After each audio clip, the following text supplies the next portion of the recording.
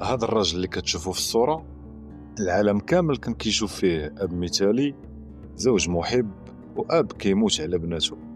ولكن في واحد الليلة دار واحد الحاجة اللي ما يقدرش يتخيلها حتى أكثر المجرمين قسوة.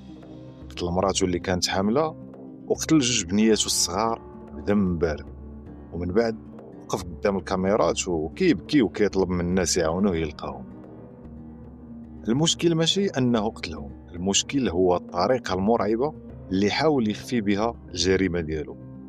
قصة ديال كريس واتس ماشي غير جريمة قتل عادية، بل وحدة من أبشع الخيانات اللي صدمات أمريكا كاملة.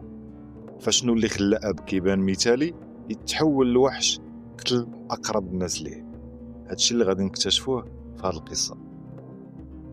هاد البنية هادي ساعات قليلة من بعد هاد الفيديو الأب ديالها صفاها ليها وخشى الجثة ديالها وسط واحد الخزان ديال البترول.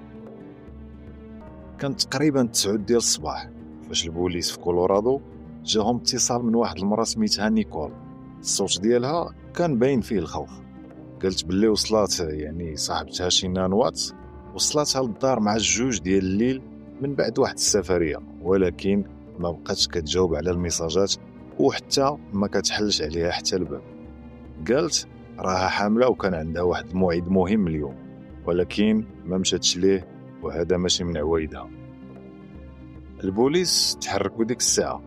هذه كانت البداية ديال وحدة من أبشع الجرائم اللي وقعت في أمريكا. وقبل نرجعوا شي شوية للور، شينان كانت جاها طلب صداقة في فيسبوك من واحد الراجل سميتو كريس واتس. ما كانتش كتعرفو، ولكن قبلت الطلب حيت يحسب ليها واش شي واحد قريب لشي حد من صحابها.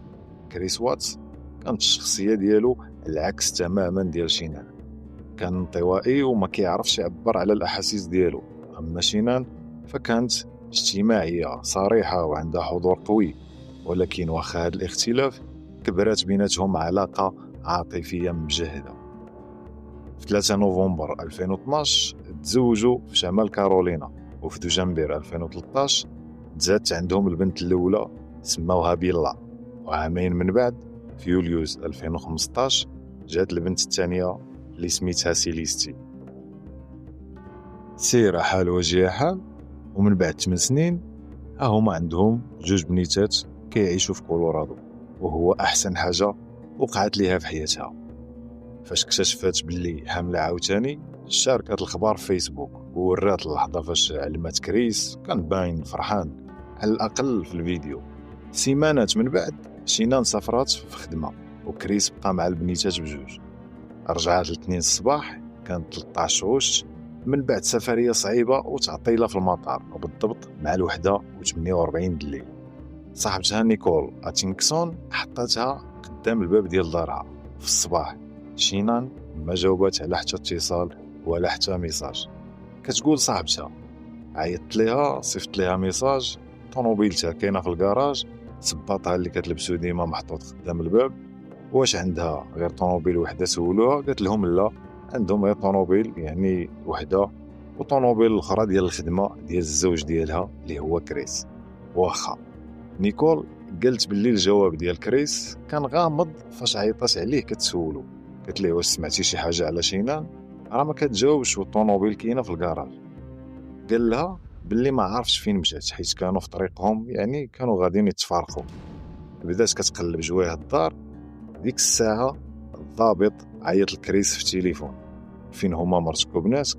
جاوبو قال ليه ما عرفتش. قال ليه وانا راني جاي في الطريق للدار. كريس وصل من بعد وقت قصير، دخل من الكراج ومن بعد للداخل ديال الدار وسد الباب وراه.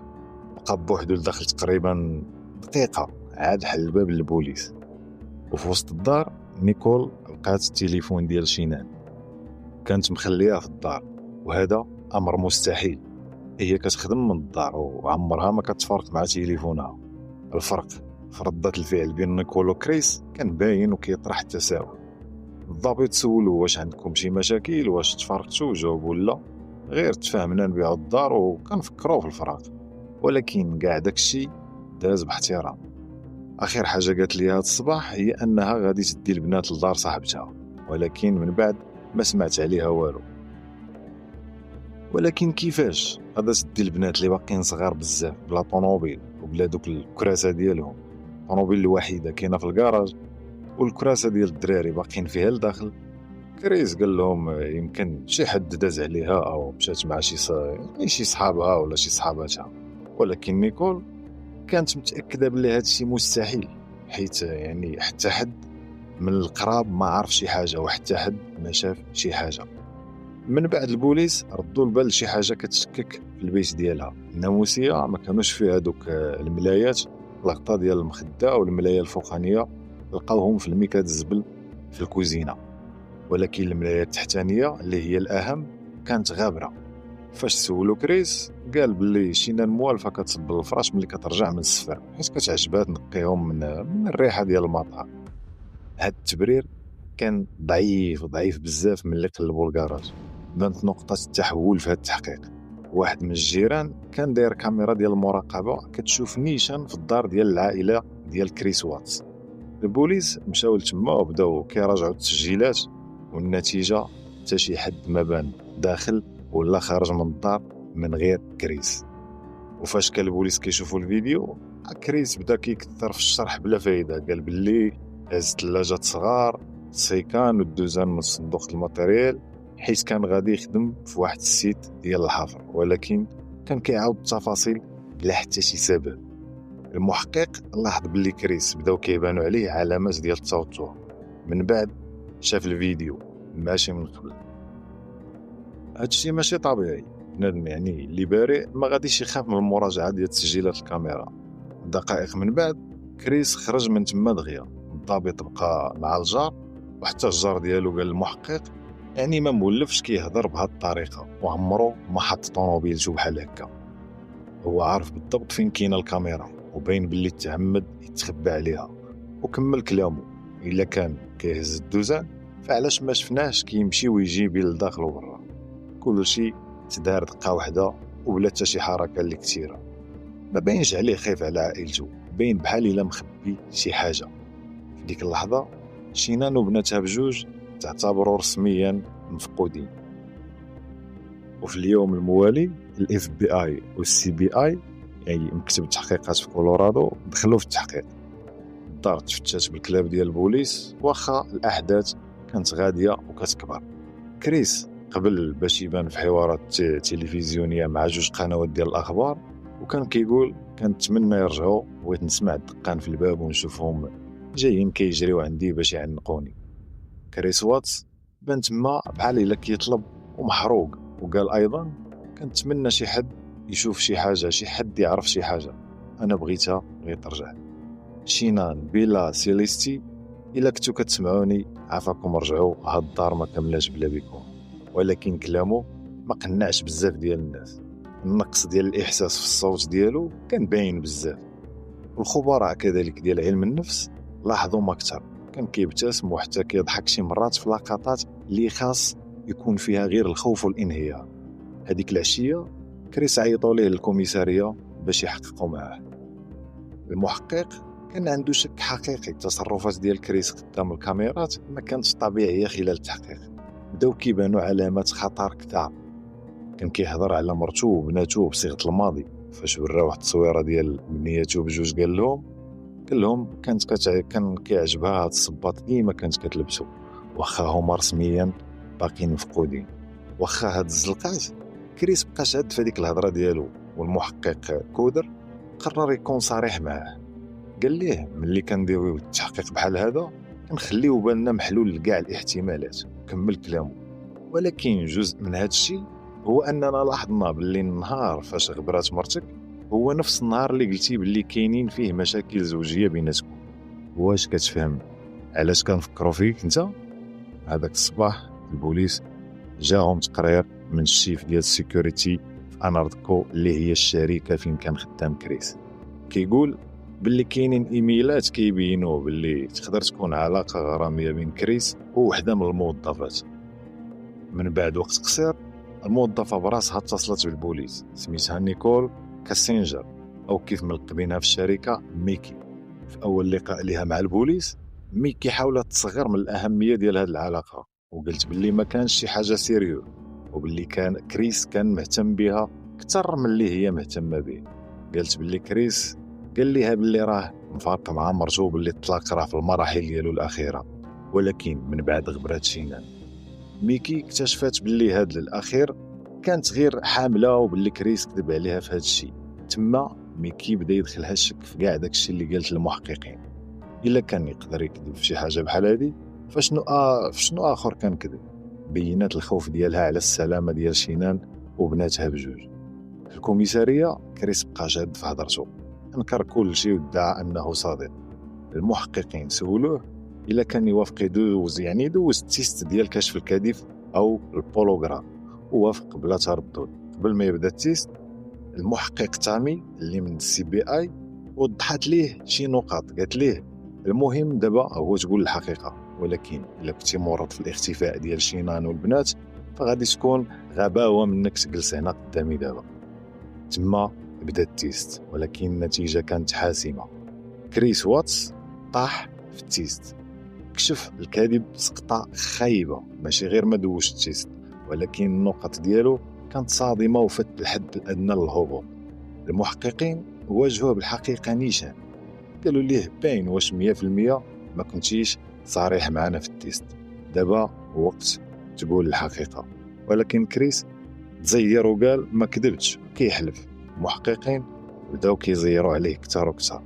ما دوزتيش التيست حيت حنا عارفين مخبي شي حاجه. التيست ماشي هو المهم دابا، المهم هو شنو وقع لشينان والبيلا والسيليستي. كريس قال بصوت حاضر ما بغيتش هاد الشيء يزيد يطول، بغيتهم يرجعوا للدار. ولكن المحققه تامي واجهته ببرود، قالت ليه ولكن انت عارف باللي ما غاديش يرجعوا.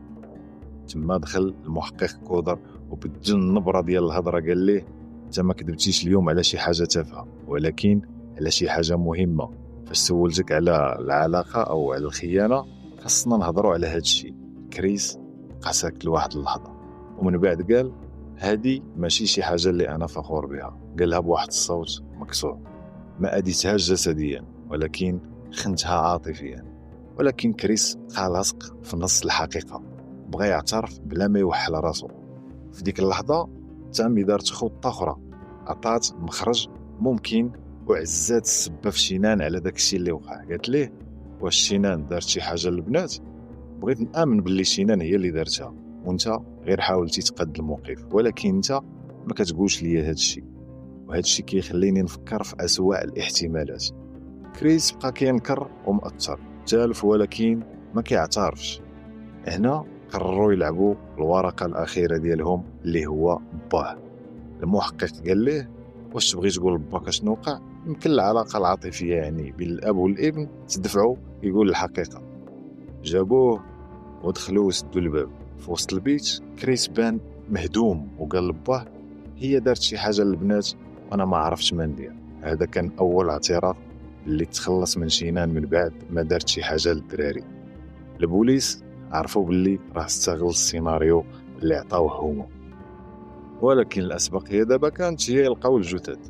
خلال واحد الوقيته ديال الهدوء المؤقت باه جبد واحد التصويره وراها للمحققين، قال باللي هذاك بوست دارتو شينان في فيسبوك غير يومين قبل. التصويره كانت ديال واحد المونيكا كبيره محطوطه فوق السداري ومغطيه بملايه بحال شي جثه. الاب قال كنظن بلا ما تقدرش تاخذ تصويره بحال هذه، هادشي غريب. في الغرفه ديال التحقيق المحققين رجعوا عند كريس بتصاور جداد تخادوا هذاك النهار خلال عمليه استقلاب في البلاصه ديال خدمته. من بعد ما البوليس جابوا الداتا ديال الجي بي اس من الكاميو ديال كريس تاكدوا باللي زار هذيك البلاصه الصباح ديال الاختفاء د عائلته. صيفطوا فرق ديال البحث والدرون ويعني الطائرات المسيره لواحد البلاصه. الملايه اللي كانت غابره في الناموسيه لقاوها مع التراب عاد محفور، الشيء اللي كيبين اللي كاين قبر غارق او شالو غريب. وراوه تصاور وسولوه يحدد البلايص فين دفن كل وحده من عائلته. المحقق قال ليه هاد التصويره تخدات اليوم، واش هذه هي البلاصه ديال خدمتك؟ جاوب قال ليه هي. من بعد طلبوا منه يحدد البلايص ديال الجثث. خدا ستيلو وحط 3 ديال الحروف فوق التصويره، اس شينان وبي البيلا والسي السيسي او سيليستي.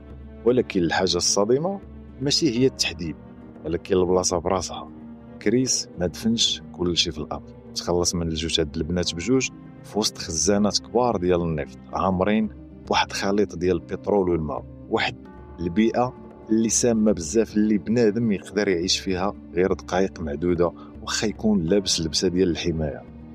دابا ملي البوليس عرفوا البلايص بالضبط بداو كيبحثوا في الدافع او في السبب اللي خلى كريس يدير هذا الشيء. كريس عاود القصه عاوتاني بطريقته هو، قال باللي علم شينان بالنيه ديالو في الفراق، من بعد نزل لتحت، من بعد شويه سمع الصداع من الفوق، ملي طلع شاف في الشاشه ديال المونيتور بيلا الصغيره يعني مليوحه بلا حتى شي حركه فوق الناموسيه ديالها. من بعد المشهد تحول للبيت ديال سيسي وشاف شينان كتخنق فيها، قال باللي جرى للبيت جر شينان، ومن بعد في واحد اللحظه ديال العصبيه خنقها حتى هي. كريس واتس تعتقل وتوجهت ليه التهمه رسميا في نفس النهار. جراو عليه من خدمته في انارتكو، والمحققين حسوا بخيبه امل، كانوا مقتنعين باللي كريس قتل حتى بناته حتى هما، وهو اسف ما اعترفش بهذا الشيء. ولكن ما تعطلوش بزاف، غير جوج سيمانات من بعد الاعتقال ديالو كريس واتس دار اعتراف رسمي باللي قتل البنات بجوج كجزء من اتفاق ديال دين مع النيابه العامه، ووافق باش يعترف بالذنب في الجريمه ديالو، وفي المقابل ما يطلبوش ليه حكم الاعدام. من بعد في وسط الحبس كريس عطى اعتراف طويل ومفصل للمحققين، صيفط حتى براوات لواحد الصحفي يعني اللي عاونات باش تبان الصوره واضحه اكثر على شنو وقع بالضبط في الايام الاخيره قبل الجريمه. واحد العشيه شينان قالت ليه باللي ضرها راسها، عطاها واحد الفانيده وقال لها باللي هذه غير كالمو او مسكن الم عادي، ولكن الحقيقه هي انه عطاها مهدئ قوي عنده تاثير خطير على الجنين. كان كيحاول يقتل الجنين، كيحسب ليه باللي هذا الشيء غادي يسهل عليه يفارقها باش يبدا حياه جديده مع عشيقته نيكول. شينان دوزات ليلتها كتقيا بالوجع وهو ما عاونهاش، في نفس الوقت كان كيصيفط ميساجات للعشيقه ديالو كيقول لها ما نقدرش نهضر هاد الليل، غير نهضروا غير ميساجات حسن. ميكي كانت كتكره شينان، من ديك اللحظه كريس بدا كيتهرب من شينان تماما. هي شكات باللي راه كيخونها، ولكن الواقع كان كثر من كاع الشكوك ديالها. كريس في هذه المرحله كان تبدل تماما على الراجل اللي بغاتو هذه 8 سنين. كان نقص 27 كيلو ورجع اللياقه ديالو، بدا كيبدل حوايجو التصرفات ديالو وهضرته. السخريه القاتله هي ان كريس براسو كان دار واحد العرض هذه سنين في واحد الدرس على الخيانه الزوجيه، هضر فيه على الانواع ديال تفكك العلاقات. هذا الشيء كان هو بالضبط اللي واقع بشويه وبالسكات. كريس كان كيبدل عائلته بحياه جديده، ما بقاش باغي هذا الزواج يستمر، وفجاه مسح الحساب ديالو في فيسبوك. اما بالنسبه للتصويره ديال مونيكا اللي هضر عليها باه في التحقيق، تبين باللي كريس هو اللي خداها وصيفطها لشينان 3 ايام قبل الجريمه. هي جاوبته قالت ليه ما عرفتش اش غادي نقول لك على حساب هاد التصويره. من بعد حطاتها في الصفحه ديالها باستهزاء، ولكن ما كانتش عارفه باللي كان كيوجد الطريق لحاجه اخرى.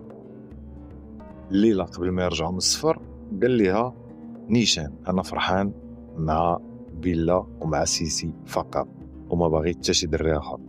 كانت حامله في السيمانه ال15، ولكن هاد الهضره دمراتها تماما. كريس كانت تلاقى بميكي في الشركه فين كانت كتحضر كونتاكتور او مقاوله بالداخل. في نفس الوقت شينان كانت كتصيفط ليه كتوبه على كيفاش ينقذوا الزواج، وهو كان كيقلب على بلايص فين يدوز عطال غراميه سريه. خبى كلشي وبقى محافظ عليه. دار واحد لابليكاسيون يعني مزيفه في التليفون كتبين بحال كالكولاتريس او آلة حاسبه، ولكن ملي كتدخل كود سري كتحل واحد الدوسي مخبي فيه التصاور، فيه فيديوهات وميساجات مع ميكي. شي وحدين كان صورهم هو براسو. ميكي كانت كتبدل ديما، كانت كتسولو على رايه، كان كيحس باللي كتعطيه حريه عمرو ما عاشها قبل. من اللحظه فاش شينان والبنات سافروا لشمال كارولينا كريس حس بالحريه ديك الساعه. دوز كاع الليالي تقريبا في دار نيكول وكان كيديها المناسبات العامه، حتى انهم مشاو بجوج في واحد العطله قصيره للكثبان الرمليه في 4 من يوليوز. ولكن واحد الصباح فاق لقاش لا اتصالات من شينان، خرج من الدار باش يعاود يعيط ليها، كانت معصبه. رجع للدار وهذا الشيء عصب ميكي. وجات عنده للدار خلال هذيك الزياره. ميكي طلعت للفوق، شافت كل شيء، تصاور العائله، تفاصيل الحياه المشتركه. الدراري كريس حس باللي بدات ما مرتاحاش. دابا شينان كانت على وشك ترجع من السفر ديالها من اريزونا، وكريس كان ديجا بدا يخطط اشنو غادي يوقع من بعد. الليله قبل الجريمه كريس واتس خرج يتعشى مع عشيقته نيكول في واحد الريستورون سميتو ليزي دوغ. قال الحاضنه ديال الدراري بلي راه في ماتش ديال البيسبول مع صحابو ديال الخدمه، ولكن دار واحد الغلطه باينه. استعمل الكارت كريديت اللي مشتركه يعني هو ومرتو شينان. جاها ميساج ديال لوبيراسيون $60 ما مولفاش تخسر في عشاء ديال واحد. قلبات في الانترنت وتاكدت باللي العشاء ما كانش لشخص واحد. في ديك اللحظه ما بقى عندها حتى شي شك، كريس ما بقاش كيبغيها وهو كيخونها. شينان رجعت من اريزونا نهار الحد في العشيه. كريس كان ديجا بدا كيوجد للمجزره. صيفط ميساج لصاحبه في الخدمه وكيطلب منه ما يمشيش للبلاصه ديال الحفر في الاثنين الصباح، كيدعي باللي الحضور ديالو بوحدو كافي. نفس الليله دوز جوج سوايع في التليفون مع نيكول. الاثنين في الفجر على حساب اشنو كتب من بعد وسط الحبس. دخل البيوت ديال بناتو بجوج، خنقهم بجوج باستعمال المخدات ديال الناموسيه ديالهم. من بعد رجع لبيت النعاس وواجه شينان، قال ليها باللي راه في علاقه مع مرا اخرى وما باغيش يكمل معاها.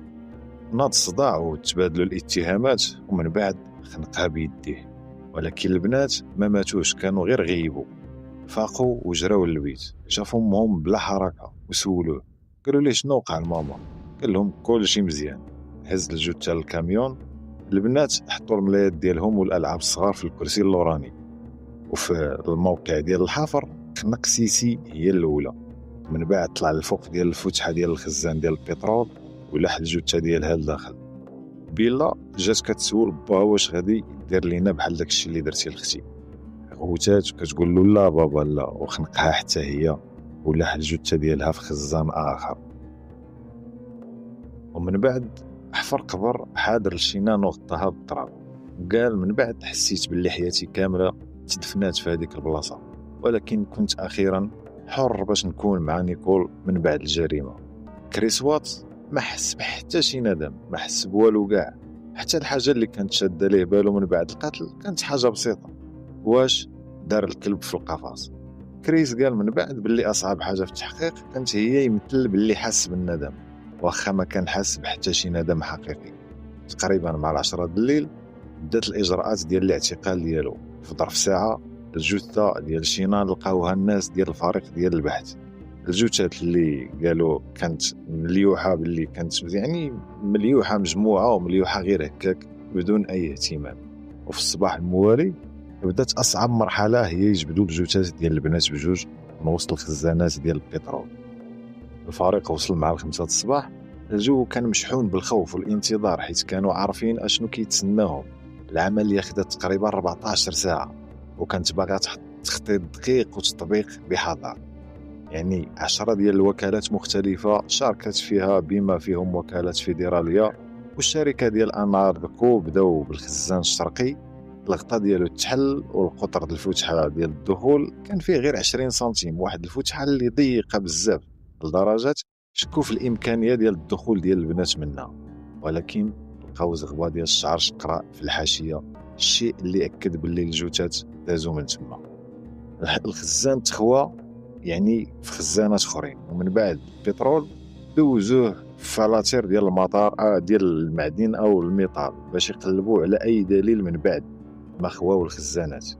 الصدورات او اللحامين حيدوا البولونات من البيبان الدخلانيين. من بعد يعني واحد الضابط ديال البوليس او اجون ديال السي بي اي دخلوا لداخل بالباسي ديال الحمايه ضد مواد سامه.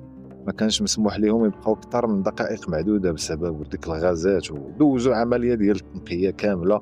وملي خرجوا مشاو للخزان الشرقي، لقاو الجثه ديال سيسي باقا لابسه كسيوه ديال النعاس وليكوج ديالها مع الاسف مغطيه بالبترول، حيت بقات 3 ايام في داك الخزان.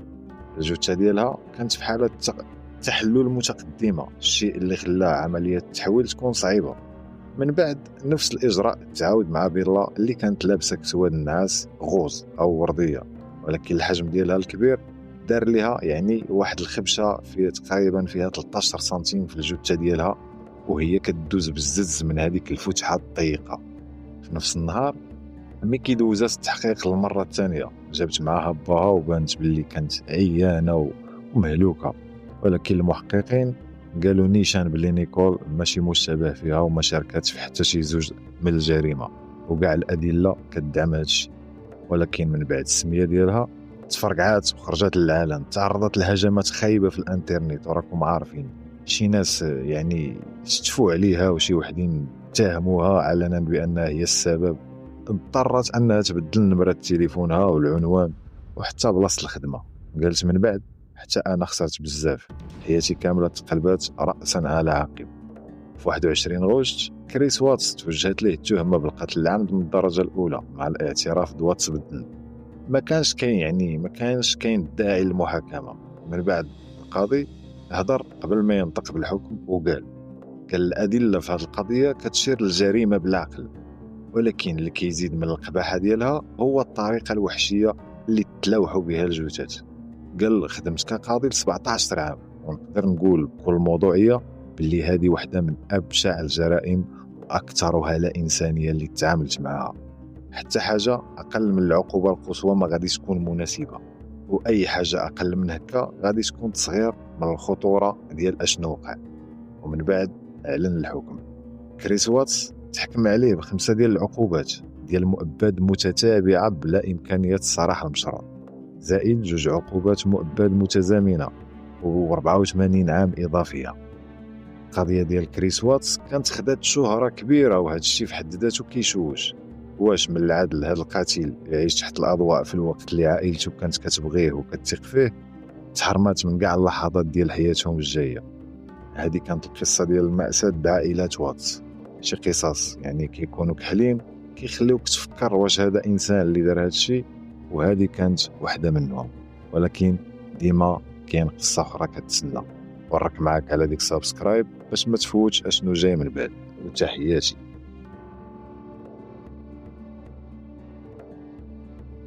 اهلا بكم.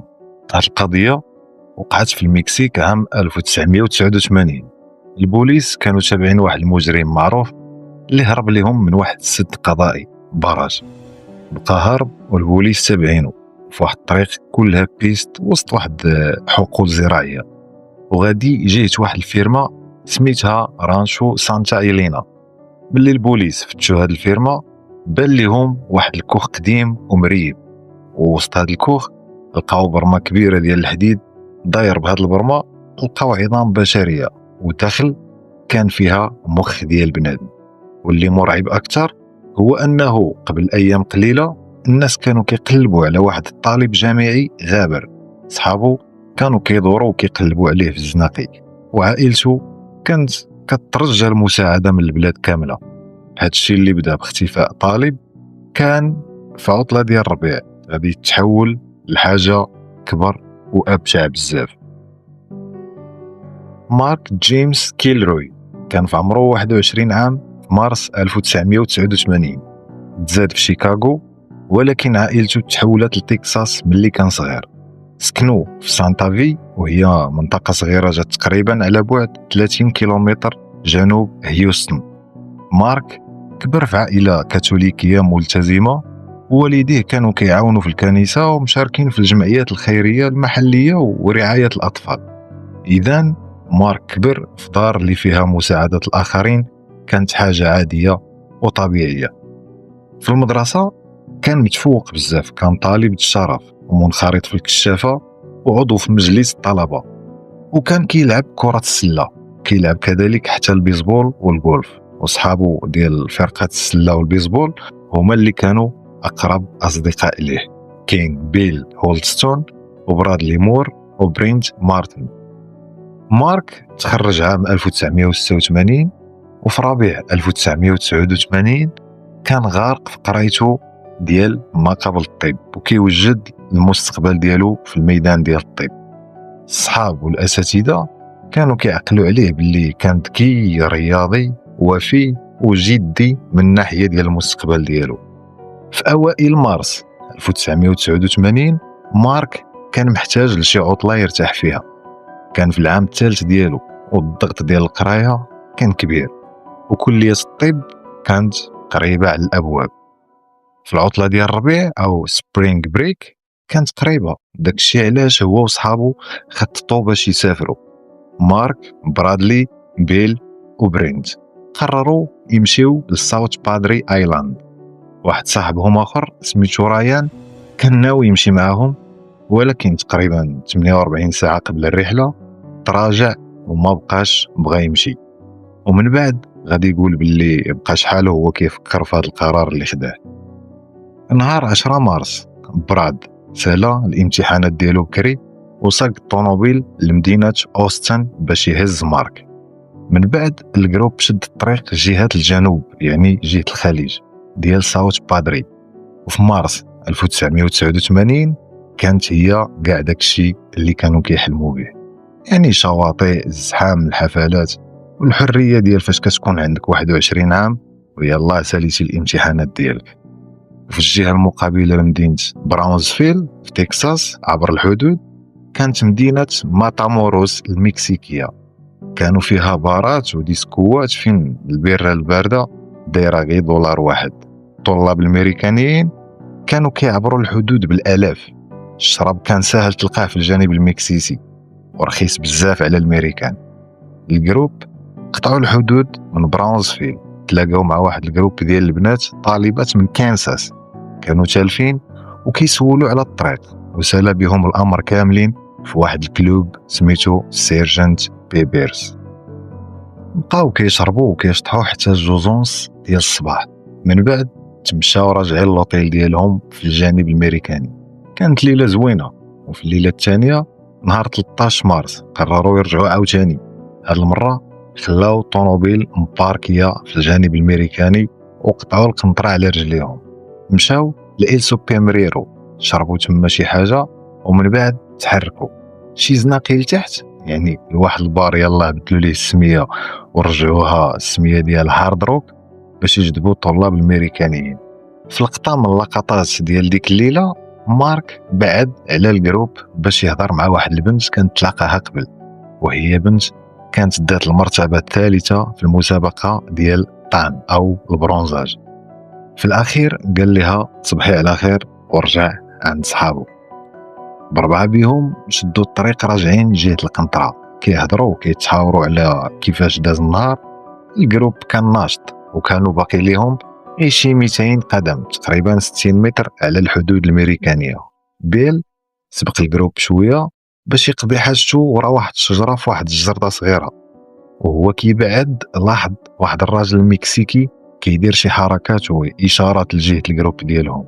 سمع مارك جاوبو وقال ليه شي حاجه بحال واش ماشي يلا شفتك في شي بلاصه او فين شفتك اخر مره. بيل يحسبوا باللي مارك يمكن كيعرف هذا الراجل، داكشي علاش ما عطاش الموضوع اهميه كبيره. سالا من قضاء الحاجه ديالو ورا الشجره ورجع عند برينت وبراد، ولكن مارك ما كانش معاهم. هادشي حير الجروب. داروا دوره خفيفه بعينيهم ومن بعد بقاو كيتسناو. موراها والو، رجعوا في الطريق اللي جاو منها. ولكن الغريب في الامر هو ان مارك ما كان ليه حتى شي اثار. ملي ما لقاوهش فكروا يقطعوا القنطره ويمشيو للطوموبيل، ولكن حتى تما ما كانش. ثلاثه بهم بقاو كيتسناو تما واحد شويه واستنتجوا باللي مارك غالبا لقى شي حد اللي وصلوا وداه معاه للوطيل. هاد التفكير كان منطقي الى حد ما. هذه العطله ديال الربيع والناس ديما كتفرق وتشتت في هذه المناسبات، اذا الجروب صاقوا ورجعوا للوطيل. ولكن في الصباح الموالي مارك باقي ما رجعش. هنا في الجروب عرفوا باللي كاينه شي حاجه ماشي نورمال، مشاو بلغوا عليه عند البوليس باللي راه غبر. البحث على مارك كيلروي بدا كقضيه عاديه ديال اختفاء شخص. الطلاب كانوا كيغبروا في ماتاموروس ديما، الاغلبيه كانوا كيبانوا لا غد ليه مدوخين بالشراب وما عاقلينش على الليله كي دازت. ولكن الايام دات كدور ومارك ما بانش.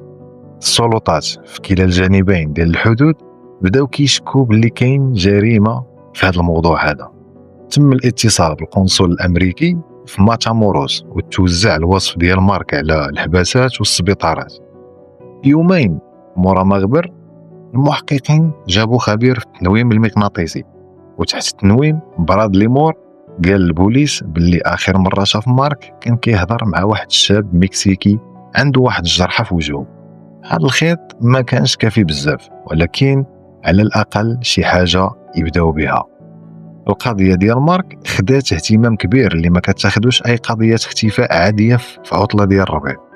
عمو اللي سميتو كين كيلروي كان خدام في مصلحه الجمارك الامريكانيه في لوس انجليس، وملي وصلوا الخبر داروا فرقه امنيه خاصه بسرعه في براونسفيل. البوليس المحلي المكسيكي كان عاجز وما بغيش يحقق في الاول، قالوا في واحد اللقطه باللي مارك غبر في الجانب الامريكاني، ولكن هذا الادعاء صحابه عارضوه بشده. في هذا الوقت والدين مارك جيم وهيلين كيلروي طاروا لبراونسفيل باش يقودوا عملية البحث بنفسهم. طبعوا ووزعوا 20,000 منشور عبر وادي ريو غراندي، وحطوا مكافأة ديال $5,000 لأي معلومة على ولدهم. والغريب والمفاجئ هو أن هذه المكافأة تزادت $10,000 أخرى من عند واحد رجل أعمال كريم من براونسفيل. من بعد نهار الحد 26 مارس القضية ديال مارك دازت برنامج America's Most Wanted الشهير. هذا البث جاب آلاف ديال المكالمات والرسائل، ولكن ما كانت حتى شي معلومة صالحة للاستعمال للأسف.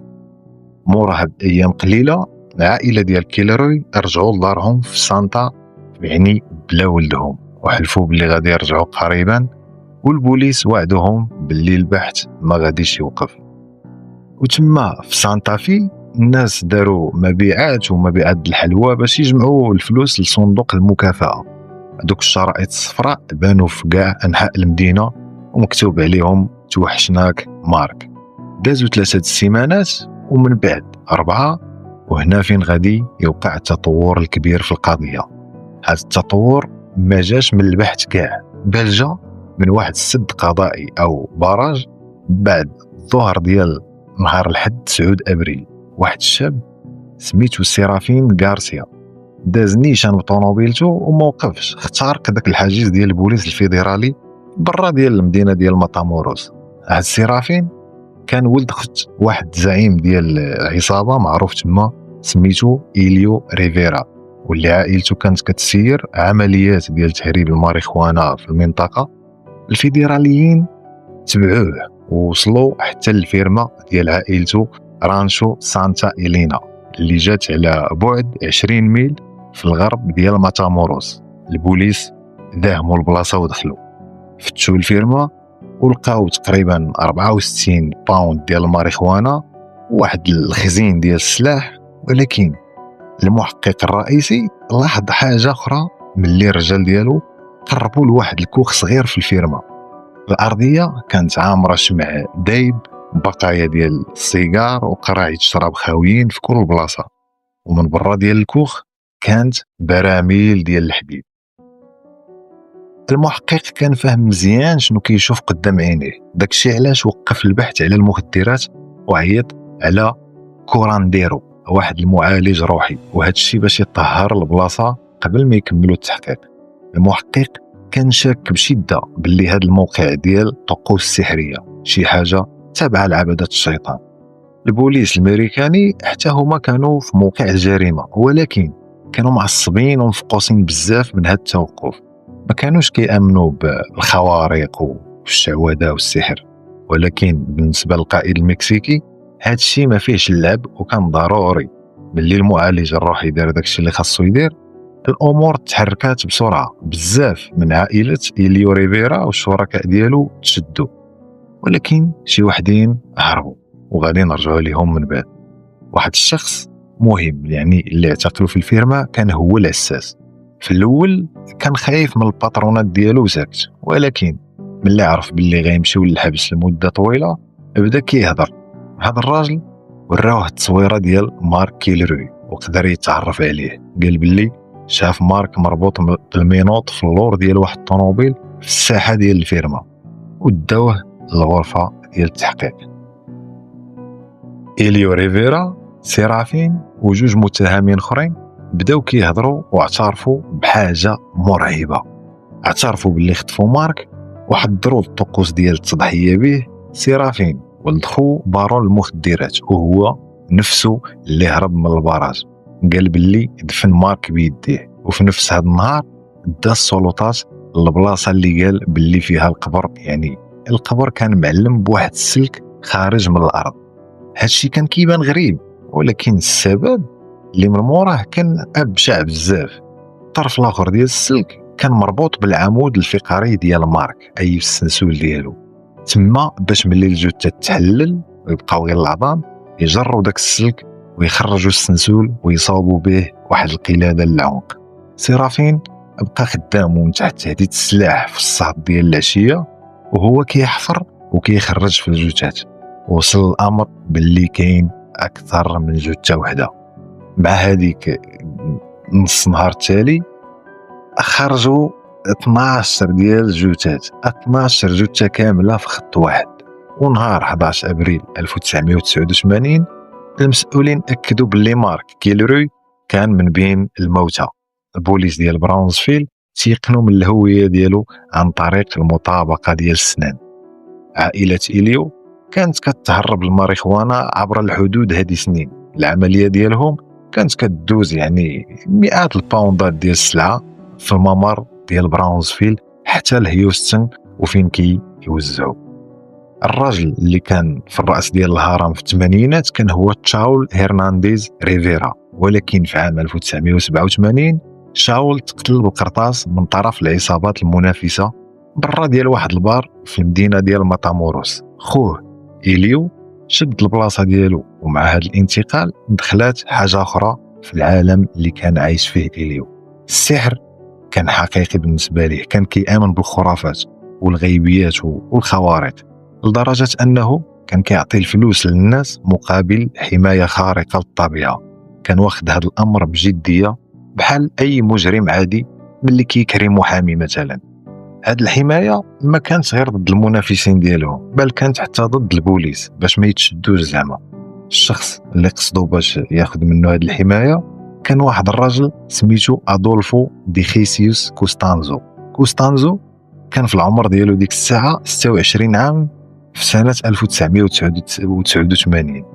تزاد في ميامي لواحد الام مهاجره كوبيه، وكبر بين الكاثوليكيه وديانه بالو مايومبي، وهي ديانه افرو كاريبيه فيها ذبح الحيوانات وطقوس السحر، يعني شيء عادي.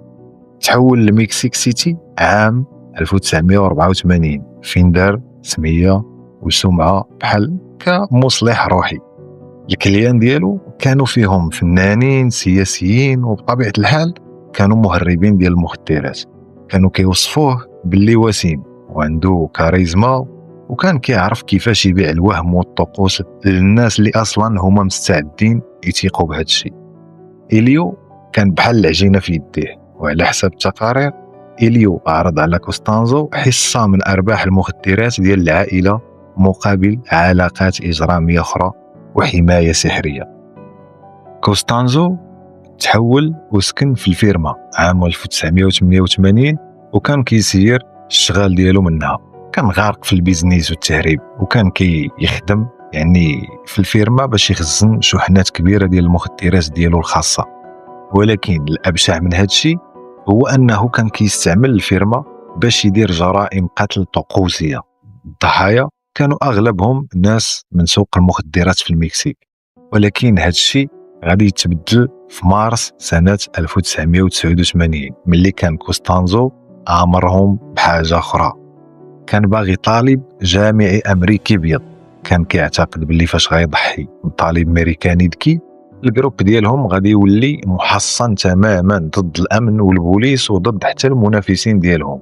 هذا الشيء ربما هو السبب علاش سيرافين ما تسوقش كاع ملي داز من داك البراج ديال البوليس وما وقفش وجر وجاو تابعينه حتى للفيرما. غالبا كان كيحسب راسو محصن ومحمي من البوليس. وهذا الطالب الامريكي بطبيعه الحال كان هو مارك. في الفيرما الشهادات ديال المتهمين كتقول باللي كتفوه وسدوا ليه فمو بواحد السكوتش كحل وغليظ وحطوه في الكوخ. قالوا المارك باللي ما غيوقع ليه والو، ولكن هذه كانت غير كذبه. عطاوه ياكل حسب التقارير البيض، الخبز، الماء، وبقى محبوس تما تقريبا 12 ساعه، ومن بعد خرجوه برا. وكوستانزو عدمو بضربه في اللور ديال العنق ديالو بواحد المقده. ملي الجثه ديال مارك خرجت من القبر لقاو حتى رجليه مقطوعين من فوق الركبه. سيرافين اللي دفن مارك سولوه واش هاد التقطيع ديال الرجلين كان جزء من الطقوس السحريه. سيرافين جاوب وقال لا، غير باش يجي سهل في الدفينه وصافي، بكل بروده. المحققين لقاو حتى داخل البرمه ديال الحديد اللي في الكوخ مخ ديال بنادم محروق ومخلط مع الدم واطراف اخرى ديال بنادم وديال الحيوانات. المخ ديال مارك كان من بين هاد البقايا اللي في ديك البرمه. ومن بين الناس الاخرين اللي تقتلوا كان بوليسي ومتطوع مع البوليس ودري صغير في العمر ديالو 16 عام. كاع الضحايا من غير مارك كانوا مكسيكيين. البوليس شدوا بارونات المخدرات ولقاو مارك، ولكن الطرف الاخير من الاحجيه كان هو كوستانزو. مذكرات بحث تدارت في حقه هو وشي وحدين من اقرب المقربين ليه، ولكن كوستانزو كان ضيجه هرب. شد الطياره من ميكالين في تكساس جهه مكسيكو سيتي، تما فين كاين عنده واحد البارتما. نهار 22 ابريل السلطات حرقوا هذاك الكوخ في الفيرما ديال رانشو سانتا إلينا حتى رجع رماد. والبرمه الكبيره ديال الحديد اللي كانت كتخدم في الطقوس حتى هي تهرسات وتدمرات. البوليس كانوا شاروا الواحد العالم ديال الانثروبولوجيا اللي كان فاهم في الديانه ديالو، وهذا العالم شرح لهم باللي كوستانزو غادي يفقد عقله الا شاف البرمه ديالو تهرسات. يمكن هذا الشيء يستفزو ويخرجهم من المخبأ ديالو. وعلى حسب كلام الناس اللي كانوا كيعرفوه، كونستانزو دخلات فيه واحد السعره ديال الغضب الشديد، بدا كيريب في الاتات، يقلب في الاماكن وكيشوف الخبار وهو في واحد الحاله ديال الهستيريا والبارانويا الشديده. بدا كيشك في كاع الناس اللي دايرين به. كان حاط حداه فردي من نوع اوزي وما كينعش كاع، وحتى الا كينعس دقائق معدوده وكتضربوا الفقه بالقلعه. كان حاس باللي الشبكه كتجمع عليه. وهنا فين غتوقع الصدفه الثانيه بحال المطارده ديال البوليس الاولى اللي وصلت لديك المداهمه لقاو مارك. ولكن هاد المره البوليس كانوا كيدوروا من دار لدار كيقلبوا على واحد الدري صغير مختفي، ما كانت عندها حتى علاقه بكونستانزو. ولكن ملي البوليس كانوا كيقلبوا في العماره فين كان ساكن، شي حاجه وقعات وجرات الانتباه ديالهم لابارطومون ديالو اللي كانت رقم 13. كونستانزو كان واصله فيه العظم بالبارانويا، بدا كيحرق في الفلوس كاش فوق البوطه وكيلوح رزم ديال الفلوس والريالات من الشرجم للزنقه لتحت. السكان لاحظوا هذا الشيء، والبوليس اللي كانوا كيدقوا على الناس تحولوا لجهه البارتما ديالو. كونستانزو شافهم قربوا، وبسبب هذا الشيء يحسب ليه باللي راه هو عند الجايين وباللي راه مشى فيها، وعرف باللي غيتشد. داكشي علاش قرر ما يستسلمش بلا حرب. جبد اليوزي ديالو وبدا كيرش بالقرطاس على البوليس. ناض تبادل اطلاق النار دام تقريبا اكثر من 40 دقيقه. واحد البوليس يتجرح، ولكن ملي سال هذا الشيء كامل كونستانزو كان مات. المحاكمه ديال القتل المتعلق بمارك كيلروي والفيرما ديال رانشو سانتا إلينا تكلفت بها المكسيك. المحاكمه الرئيسيه سالت في اوائل ماي 1994. المجرمين الكبار إليو هرنانديز ريفيرا، ديفيد سيرنا فالديز، سيرافين هرنانديز غارسيا وسيرجيو مانتينيز. كل واحد فيهم خدا 67 عام ديال الحبس. وكانوا شي وحدين اخرين عندهم علاقه قريبه بالعصابه خداو عقوبات كتوصل ل 62 عام. سيرافين هرنانديز ادعى باللي الاعترافات ديالو كانت تحت التعذيب والاكراه، قال باللي عصاوه وهددوه بالسلاح. وهاد الادعاءات ترفضات، حيت في النهايه كان كيعرف بالضبط شنو وقع للناس اللي تقتلوا وعارف البلاصه فين مدفونين بالتحديد. وداك الشيء علاش الحكم بقى ثابت. الأدلة اللي بنى عليها الادعاء القضية ديالو كانت هي الجثث والموقع ديال الدفن والمخدرات والسلاح وأدوات ديال الطقوس السحرية اللي كانت في ذاك الكوخ. تصريحات المتهمين وشهادات الشهود والتعرف على مارك في الفيرما. جيم وهيلين كيلروي الوالدين ديال مارك موقفوش من اللي سالت المحاكمة، أسسوا مؤسسة سموها مؤسسة مارك كيلروي، وهي منظمة غير ربحية. الهدف ديالها هو تجمع الجمعيات المحلية باش يمنعوا تعاطي المخدرات والمواد السامة. جيم كيلروي من بعد كتب كتاب على رحلة البحث على ولدو مارك وسمى الكتاب ساكرافايس أي التضحية. كاع الأرباح والمداخيل مشات للمؤسسة. القضية ديال مارك كيلروي هي واحدة من أبشع الجرائم المروعة في العصر الحديث، شي حاجة اللي بدات كعطلة ومع الأصدقاء وسالات بظروف حتى واحد ما كان كيتخيلها. مارك كان في عمره غير 21 عام، كان طالب موهوب، كان ابن وأخ وشخص اللي كان مستقبل كامل قدامه. حياته تسرقات من طرف أشخاص كلهم العنف والخرافة وعدم احترام القيمة ديال حياة البشر. القصة ديالو غتبقى واحدة من أكثر القصص المرعبة واللي كتعطي عبرة لكل واحد. كانت هذه نهاية القصة ديال اليوم، وإلا كان كيعجبك هذا النوع ديال القصص ما تنساش دير لايك وتشترك معايا في القناة، وإلى اللقاء حتى نتلاقاو قضية جديدة إن شاء الله.